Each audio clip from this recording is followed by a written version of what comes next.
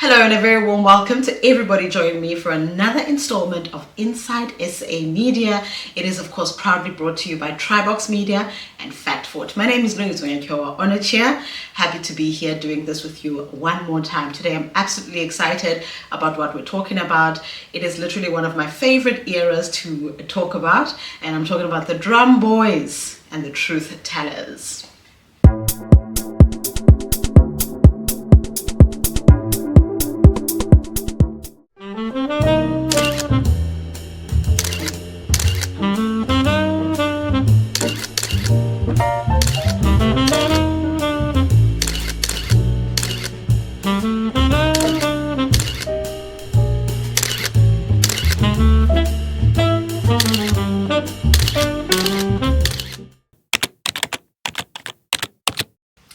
Johannesburg, early 1950s. Apartheid tightens its grip, but in the heart of Sophiatown, Drum magazine is emerging as Black South Africa's boldest megaphone.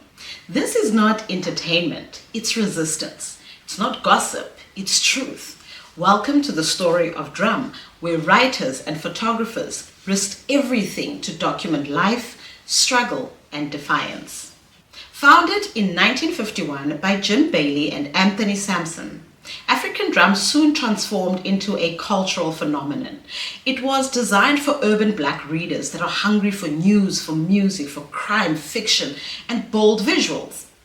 Its timing was perfect. The Defiance campaign, the creation of the Freedom Charter, and Sophiatown's vibrant artistic community all provided fertile ground for storytelling that refused to be invisible. Drum writers, once called the Drum Boys, included literary trailblazers like Henry Nxumalo, Themba, Net Nagasa, Louis Nkosi, and Todd Matshikiza.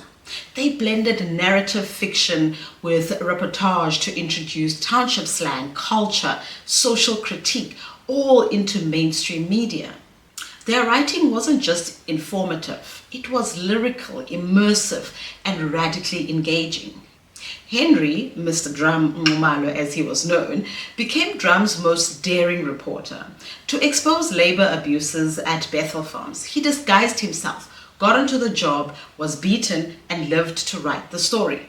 His piece ran 8 full pages, sold out immediately, and sparked a parliamentary inquiry. He deliberately got himself arrested to cover prison conditions, again risking everything for truth. In 1957, he was murdered investigating an abortion racket, a tragedy that solidified his legacy but never silhouetted his fearless ethos. Henry Nxumalo was Mr. Drum, a legend in his own time. Stanley Mjwadi, Drum editor, remembers him like a brother.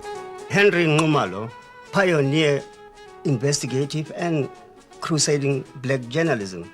When Henry first made the headlines, at least Casey and I were still students at college, but we tried at least to mold ourselves. In fact, we looked forward to the day that would be journalists and of the stature of Henry.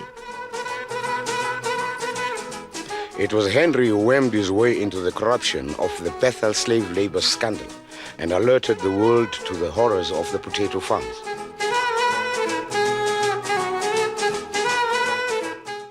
Now, reports only go so far. Drum's visual power came from photographers like Jürgen Schaderberg, Peter Makubane, Ernest Cole, Alf Kumalo, Bob Gosani, and Ranjith Kelly.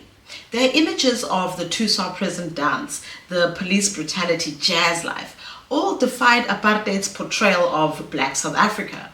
One iconic photograph showed a guard kicking a reporter. It was taken by Alf Kumalo.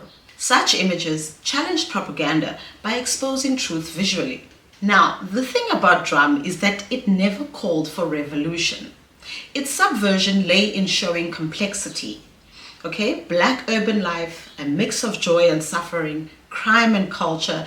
It celebrated Miriam Makeba, Dolly Ratebe, and township gangsters alike, making the magazine a cultural archive and a political statement all in one. When authorities banned coverage of the Sharpeville massacre or forced evictions, Drum resisted. opting for subtle storytelling or avoiding state-approved framing. At its peak, Drum sold tens of thousands of copies, becoming Africa's leading black magazine, and later evolving into Pan-African editions across West and East Africa. Even after Sophiatown was razed and apartheid cracked down in the 1960s, the spirit of Drum lived on. Although many writers ended up going into exile, and Drum was eventually sold and stripped of its radical edge, but its influence endures.